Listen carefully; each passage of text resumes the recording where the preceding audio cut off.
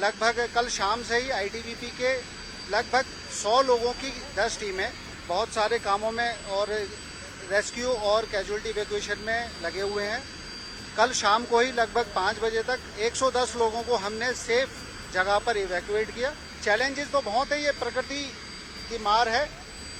यहाँ से लेकर धराली तक लगभग 8 जगह ब्लॉक पॉइंट्स हैं और लगभग 4 जगह पर ही आपकी 50 से 100 मीटर तक की सड़क जमीन में धंस चुकी है, सड़क ही नहीं है। अभी तक टोटल 13 जवानों को और सिविलियंस को हर्षिल से एयरलिफ्ट करके मातली में लाया गया है। अभी तक जो हमारी सूचना के आधार पर इसमें 11 आर्मी के कर्मी हैं और 3 हमारे सिविल भाई बंधु हैं।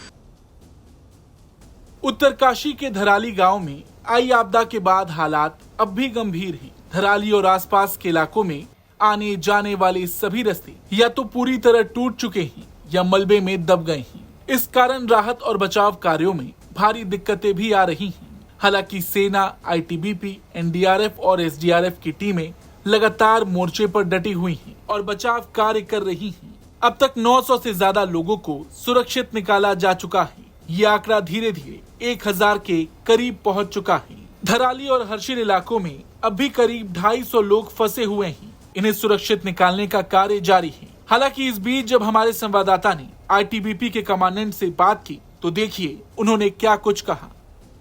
हम यहाँ पर बातली में आईटीबीपी कैंप पर मौजूद हैं, जहाँ पर धराली में फंसे जवानों को, लोगों को रेस्क्यू करके लाया जा रहा है। एक के बाद एक कई हेलीकॉप्टर के जरिए 10 से 11 जवान लाए गए हैं। हमारे साथ यहाँ मातली के आईटीबीपी का कमांडेंट सचिन है। आपसे जानना चाहूंगा, अब तक जो राहत और बचाव का काम है उसमें कितने जवान यहाँ पर रेस्क्यू किए गए हैं?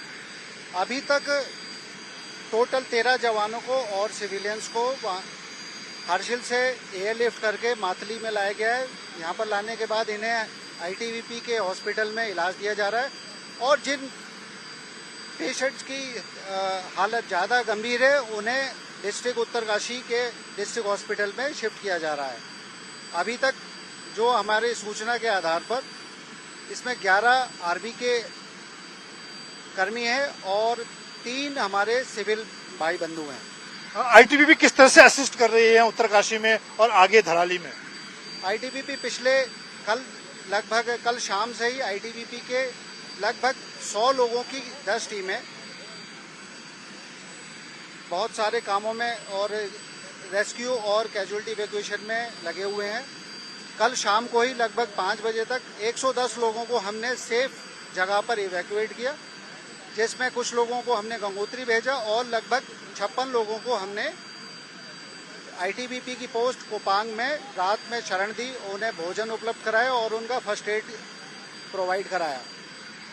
सुबह 5 बजे से लगभग 140 लोग आईटीबीपी के लगभग 140 लोग सर्च एंड रेस्क्यू ऑपरेशंस में लगे हुए हैं।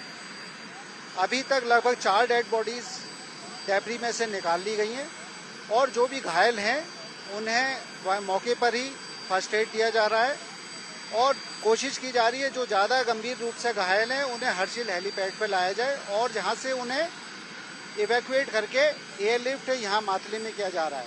मातली में आईटीबीपी के हॉस्पिटल में उन्हें इलाज दिया जा रहा है और जिनकी हालत गंभीर है उन्हें हायर फर्दर मैनेजमेंट के लिए दूसरे हॉस्पिटल्स में शिफ्ट किया जा रहा है। एक आखिरी सवाल, किस तरह के चैलेंजेस आ रहे हैं पिछले 24 घंटे से?